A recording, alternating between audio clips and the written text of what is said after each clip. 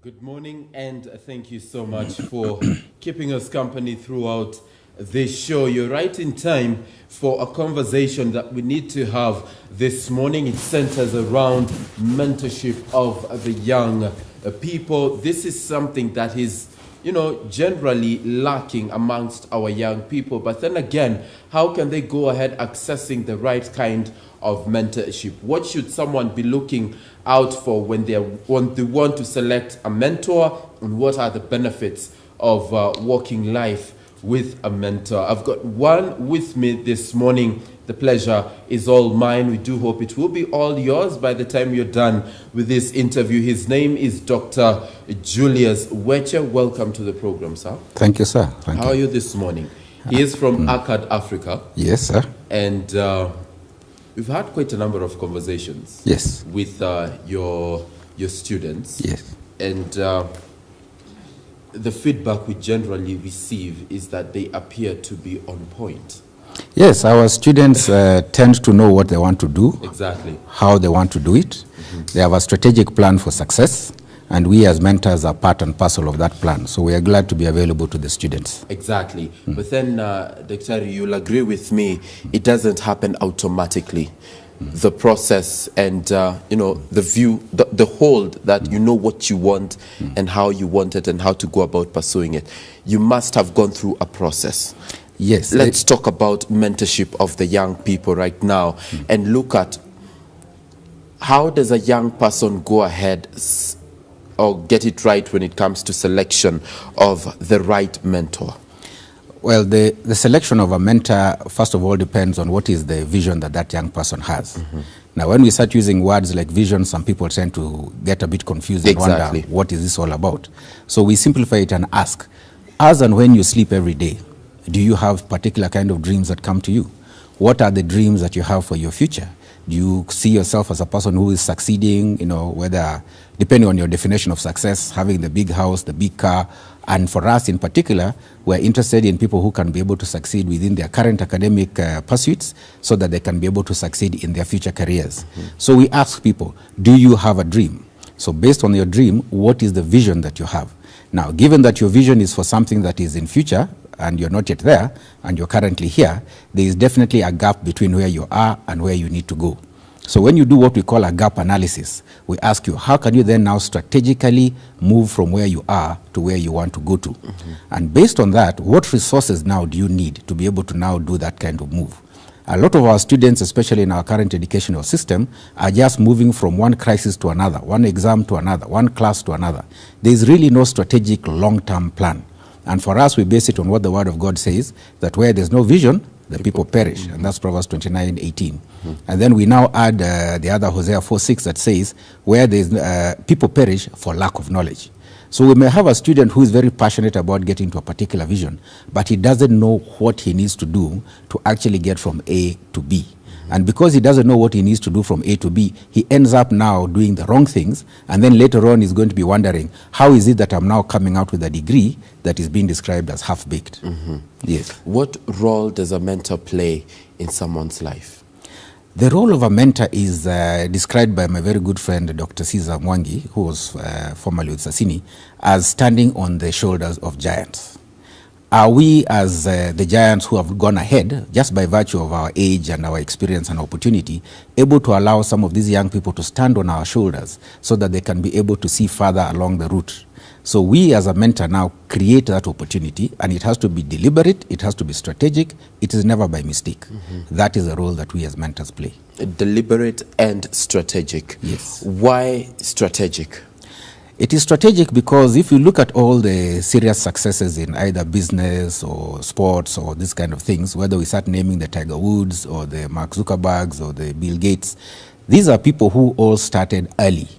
And they had a passion for a particular issue, whether it was computers, whether it was golf, just as an example. And based on that, they had people who were able to walk them through how to succeed.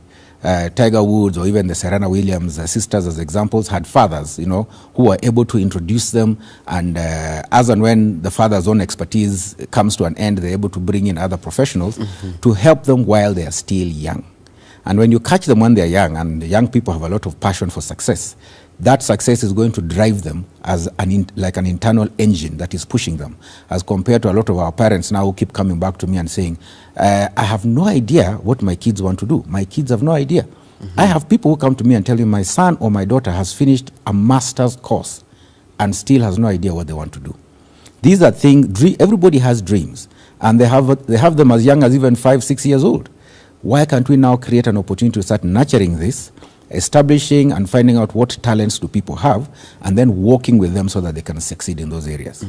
Yes. You've mentioned examples of parents who come to you and tell you, my son, my daughter has come this far, but still they do not know what they want to do. Yes. There's a very recent conversation that is happening in the country right now, the reform of the education sector. We want to move from 844 to 2663. Okay. Right? What gaps, what loopholes exist within the 844 system that need to be given priority when it comes to reforming the curriculum in this country? Okay, now answering that question, I need to be careful, otherwise my people, the Kenya Institute of Curriculum Development will be on my case. Yes. But you see, they have appreciated that the challenge of only working on academics is not exactly the best solution. Because for somebody to be a whole-rounded person, they need to go beyond just looking at their current academics. And if you look at today's newspapers, it's giving you details of how, like The Nation, for example, is giving details of how people are making 1.5 million from selling the exam papers. And that is a big shame. So when you put emphasis on only one thing, you are actually going to miss the boat. What we are suggesting that they need to look at is, over and above the academics, can they look at that student as a full, well-rounded person? And that's where issues of co-curricular and extracurricular activities come in. Because your issues of drama and being able to have public speaking skills, having the confidence to be able to stand in front of people and be able to articulate your ideas, issues of innovation, a lot of those things are just not captured in our current educational system. So these are things that we would propose that they choose to look at, because as and when students, for example, want to go to the top universities of the world, I'll just quote, for example, the Oxfords or the Harvards and Stanfords.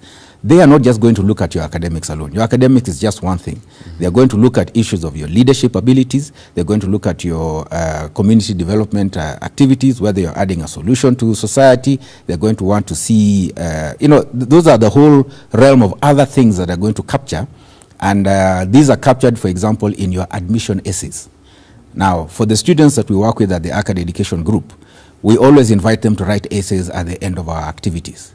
The sad reality is that out of all the students that come, less than 10% will write those essays. Then they start wondering, why is it that it's about 10% who are then getting admissions to these top institutions? If in the first place one has not taken the time to develop the skills to express themselves in writing, what are the chances that as and when you get to a point where you want to get to admission to those places, you will know how to express yourself? And a lot of lecturers and other people in senior positions will tell you, we are ashamed at the kind of letters that we get from students, from university students applying for jobs. It's like they have failed to understand basic English grammar and the like. Yes. And you mentioned a very key component there about touching on skills. And parents usually wonder, I have a kid, they could be very brilliant in class, but they're lacking some skills. How can a student or a young mind go about developing and enhancing good skills that will propel them upward in life? Well, at the end of the day, the development of those skills is going to be based on the mentors you choose to bring in your life. Given that a student at their stage in life will not really know much about a lot of things, that student needs to be able to be willing and able to humble themselves, quote and unquote, sit at the feet of the mentors, so that the mentors can begin to open doors for you and show you the best way in which some of these things are done. If I can give you an example, we as the Acad Education Group Africa are currently collaborating with the Kenya Power. And Kenya Power is now holding its second mentorship for Mentoring Future Engineers event. It's going to be from the 25th to the 27th of April, and it's going to be at what is known as the Kenya Power Training School, the Institute of Energy Studies and Research in Ruaraka. Now, here is an opportunity for students who have a passion or an interest in issues of engineering, but they don't know anything about engineering. Engineering is not taught in school. All they hear about engineering is that it's a great profession. Maybe they have an uncle or somebody they have seen in that area. Maybe they've done a little bit of reading here and there. But now Kenya Power, in this particular situation, having the largest number of engineers in the country, is creating an opportunity for students who are still in school to now come and get an exposure to what engineering is about. You listen to great engineers like Fatma Mohammed and Chief Andrew Okinyi and Sarah Wepuhulu. These are engineers who are already doing great work with Kenya Power. They will expose you to what the equipment is all about in terms of energy transmission and all the other things. There is a lot that goes into it. Now, these are things that a student will never learn in school. So we do not want the student just to be imagining what could engineering be about. We want to give that exposure and let those who now have a passion for it rise to the top. As they say, the cream rises to the top. And then now, through that kind of collaboration and mentorship, we create the opportunity of creating world-class engineers, not just people who have found themselves in a career that they probably hate, with bosses they hate, and every day it's a struggle to get to work. We want people who are like you, who are so passionate about working with KBC. You're here, CG, at 5 a.m. Sure, that does take passion. Yes. Getting here that hour does take passion. But then again, at what age should someone be exposed to a mentor?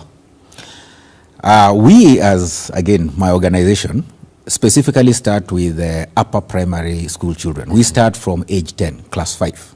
Because once they've reached around class 5, they're able to sit still enough, the way I'm sitting here, without fidgeting and wanting to run all over the place. And that way, they're able to listen to a presentation that is being given. Below class 5, we find there are certain challenges in terms of attention span. And what we want to do is help them understand how they can now put together what they have desired in a manner in which they can be able to deliver for both their own personal satisfaction as well as their stakeholders, their parents, their community, and their society. So we start from upper primary, standard 5 onwards. We basically work mostly with high school students, and like now, a lot of people who have finished from 4, that is when the light bulb is going off and they're realizing, oops, I have not prepared for certain careers. Yes. What can we do? Then now we start working with these ones in what we call our gap year program. And then after that, we also work with students who are currently in universities.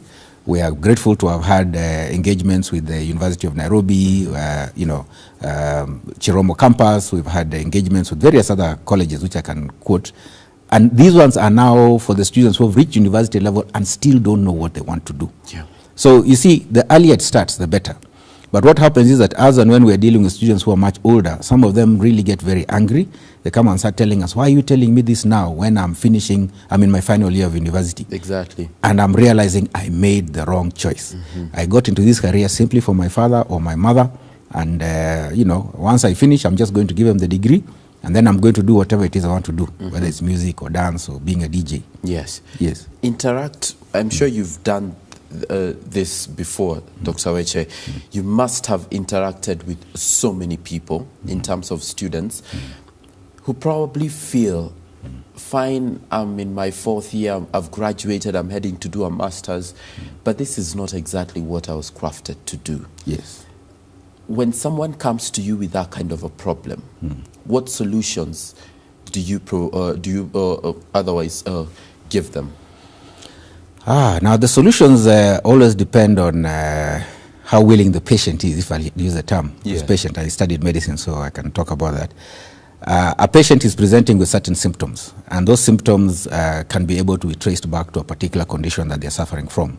So it depends on whether this person wants me to help treat the symptoms, just relieve the fever, relieve the pain, or they want us to actually dig deep and go into what is actually causing that problem.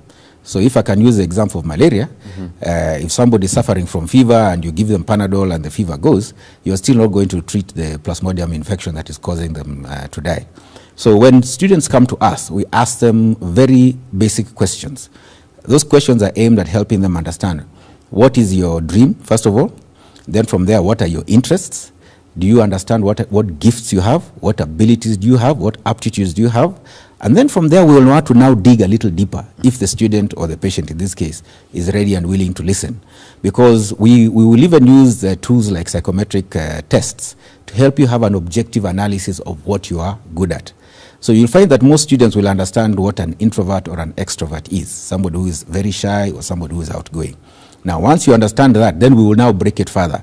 As an extrovert, are you a choleric or a sanguine? Now, these are words most people are not familiar with. And then from there now, we'll take it even further. And then we'll now help you understand, do you have very specific gifts? And for those of us who are spiritual like myself, do you have a calling?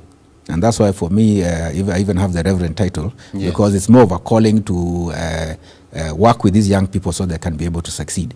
Once they have been able to understand those basics, we now take that information and ask them, how can this now be used in the marketplace to create the kind of purpose, help you achieve the purpose that you have for your life? Because if you are a shy person who doesn't want to come and sit and be seen by anybody, they can never do your job. They will not be able to sit here and talk in the media. On the other hand, if you are an outgoing person, you're always wanting to jump up and down and shout, it becomes difficult for you to be locked in a back room as an accountant, doing analysis and whatever it is. So when you understand who you are, then you can be able to understand, based on your gifts and abilities, where you can be able to go. And this is where, as it says, people perish for lack of knowledge. Most people don't understand themselves. And therefore, because they don't understand themselves, they don't know how to then leverage the gifts and abilities that they've all been given so that they can go out and add value to their society. Yes. What are the benefits of good mentorship to an individual and even to a society? Well, the benefits of a good mentorship, I will quote one of the young men I'd like you to interview if you'll give him the opportunity. He's called Mr. Ernest Ocheng. Ernest Ocheng has currently got admission to Harvard University and Duke University. And now he has the option of deciding, which one do I go? Harvard, Duke. I hope he's watching this and it's all going to kill me. But you see, that is the benefit of mentorship, because he came to us having done his Form 4. He had previously been mentored by a young man called George Gadhiani, whom I've been able to come to this station with in the past. Yes. George Gadhiani was actually mentored by your own John Kago, and he did more than a week in the studios here, having to come to KBC at 5 a.m. George was then able to mentor Ernest. Then Ernest, when he finished his Form 4, came to us, and we were glad to create opportunities to help mentor him. And through those opportunities, Ernest has been able to meet and interact with people like Dr. Vimal Shah when we had our Mentoring Future Engineers event at BIDCO. He came and was one of the key student leaders at our first Mentoring Future Engineers with Kenya Power. He has done a lot of things that we've done with them, and through all of that now, his father is not going to have to worry about paying university fees, let alone local university fees, but overseas university fees. This young man has been given a scholarship that covers all his costs. Now, if that isn't value, I don't know what is. Because if you put it in terms of real cash, we can use the example of George Gadhiani, his earlier mentor from school and then coming to our program. George got a scholarship of $72,000 per year. So if you multiply that by 4 or 5 for doing architecture, how much is that? So we're talking about scholarships that are over 20 million shillings, almost 35 million shillings in terms of George's situation. That to me is real value, especially if you're coming from a background where your parents are struggling, just to pay some of the most basic things on earth. Yes. How about to the society? Now, to the society, yes, these are people who are going to go to the top universities of the world. They are going to have an opportunity of coming back with those skills and bring them back in terms of whatever work they're going to do, whether they're going to be choosing, like George has chosen to be an architect. Ernest wants to be a civil engineer.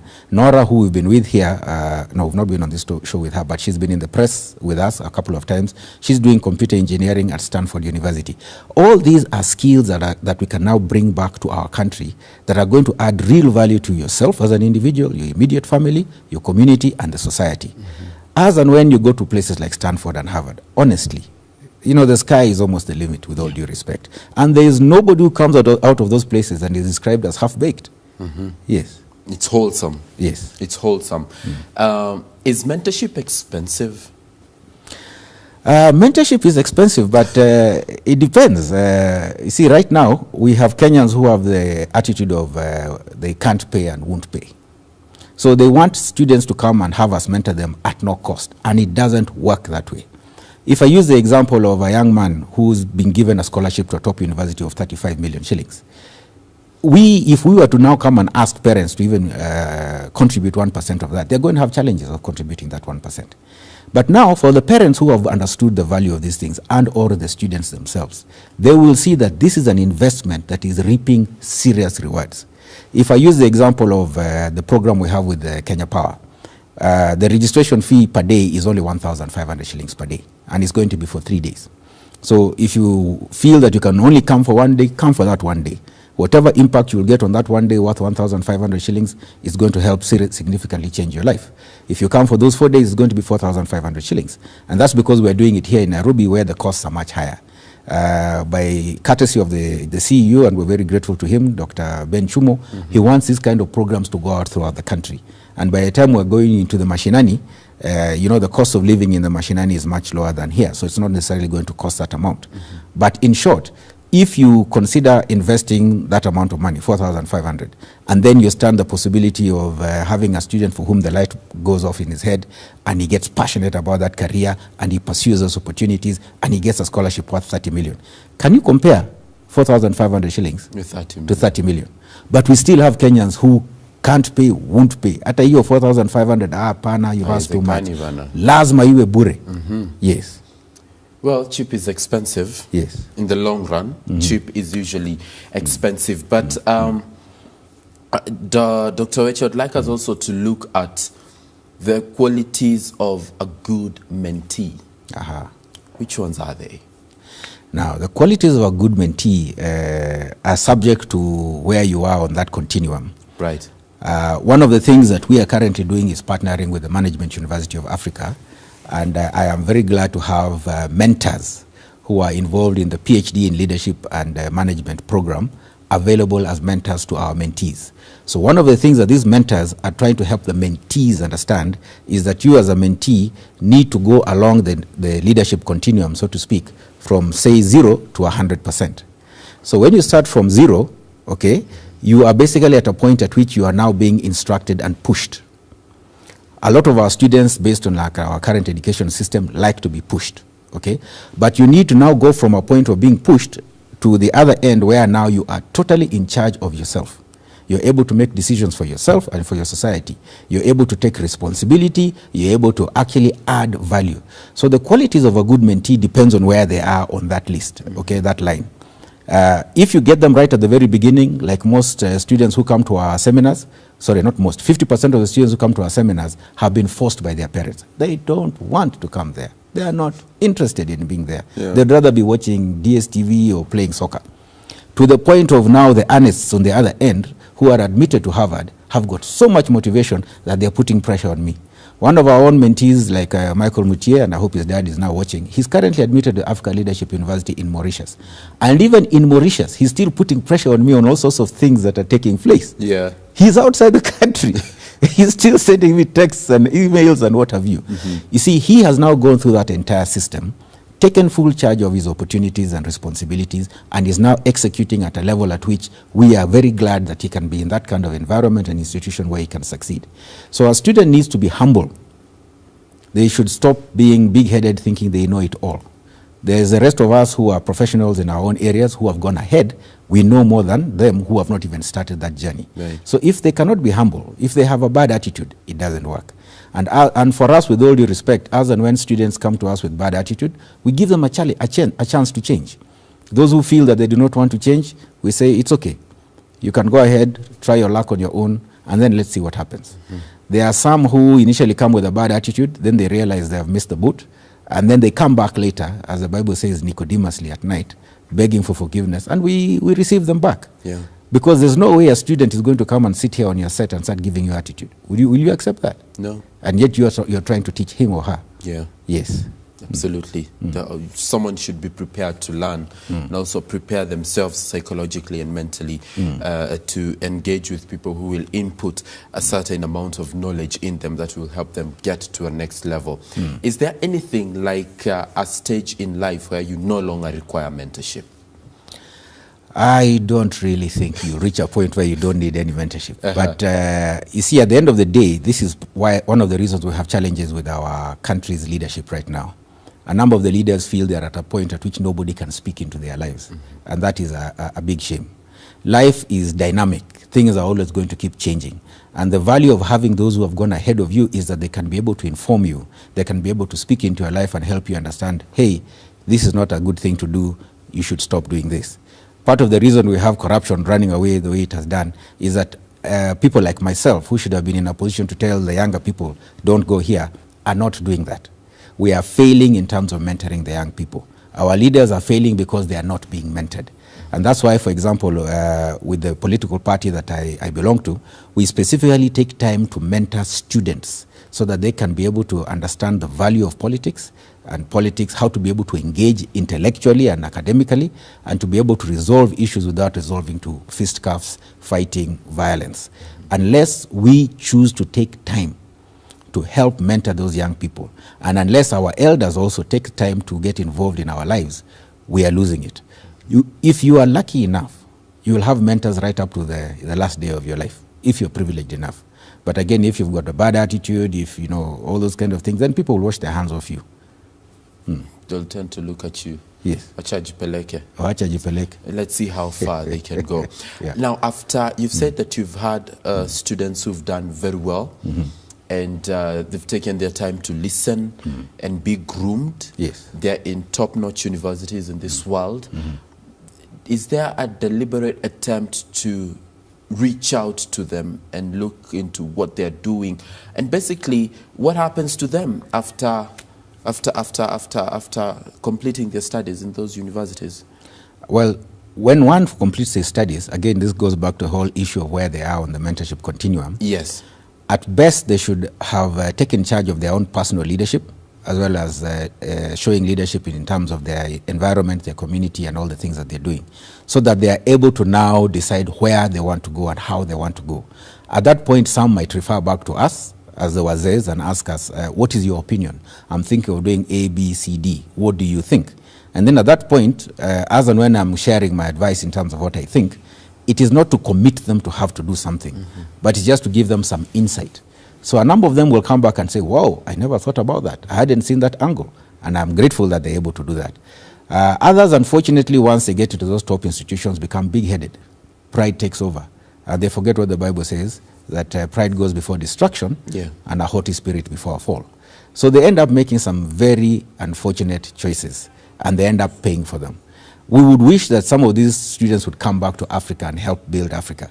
But some of them decide, hey, man, life out there is too good. And they prefer to stay there, make their big money and what have you. You know, we respect that. Hopefully they are remitting some of it back to us poor parents back in the continent. Yes. Everybody makes their choice at the end of the day.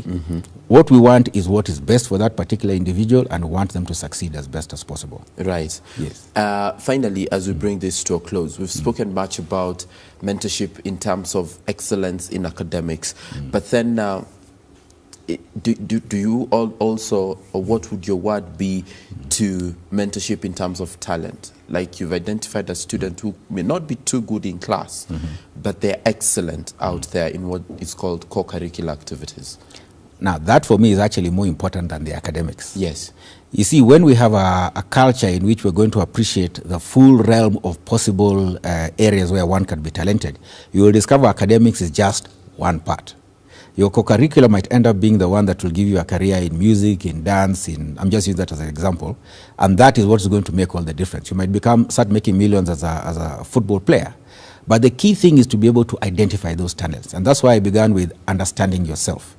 If a student has understood themselves in terms of their dreams, their wishes, their gifts, their abilities, and then they've understood how those can now be put into the marketplace, then they'll be able to know how they can exploit those. So if your talents are definitely not in the academics, that is not a problem. But then on the other hand, you've got others who have understood these things, okay? Either they've gotten mentors to help them walk through the process of managing these things, or they have taught themselves as well. And then they have made such investments that they become a value to everybody around them. So your talent is great. Work on the talent. But you will still be able to have to understand things like public relations. You still have to understand how to communicate. I feel bad when I see some of our athletes, okay, who go there on the international stage. They do very well. At the end of the race, when the microphone is put in front of his mouth, he can't even put two sentences together. Now, he is failing to understand that the likes of Tiger Woods, who are probably having up to 60 or 70% of their income coming from just promoting products. Yeah. So fine, you've run a race and you've gotten $2 million. But guess what? As you open your mouth, You throw away $10 million of endorsement you would have been able to get simply by being able to stand there and say, hey, I want to promote A, B, and C. Sure. And that's why the likes of Rudisha are such darlings to the rest of us. So you throw away your academics at your loss. You have a talent, we're happy about it. But hey, take time. You know, hata ukienda kwa elimu ya Gumbaru to speak in Kiswahili, if you choose to learn some of these things even after you finish your formal education, that will take you very, very far.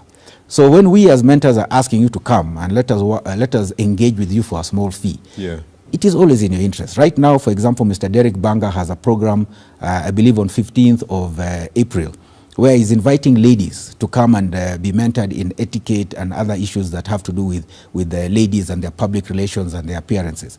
How many ladies are going to choose to come for that? And you see, some of our people, again, as I said, the moment they open their mouths, you don't want to go there. You don't want to go there. Absolutely. That is Dr. Reverend Dr. Julius Weche. Yes, Reverend Dr. Julius Weche from ACAD Africa. Trust me, I regard him as an asset to this country. Your contribution is amazing. We do hope that you've listened to him and you've been able to capture a thing or two in as far as mentorship is concerned. Thank you so much for coming through and for gracing this show. You can catch up with him and interact with him more on www.acadeducationafrica.com. That is correct. Absolutely. And we're also on Facebook. And also on Facebook, Julius Weche? Just ACAD Africa. ACAD Africa. On Facebook. Sawa. On Facebook, ACAD Africa. My name is Samuel Njoroge. I'm taking a breather, but I will be right back with Eye on Politics. This is the only way to start your day. Good morning, Kenya. Thank you for watching this far. Let's continue till 9 a.m.